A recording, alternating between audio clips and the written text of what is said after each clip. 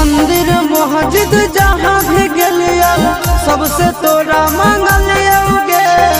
तोरा हम हंसलियो हरदम अपने भले कानलियोगे।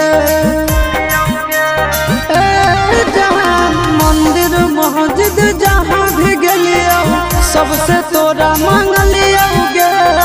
तोरा हम हंसलियो हरदम अपने भले कानलियोगे।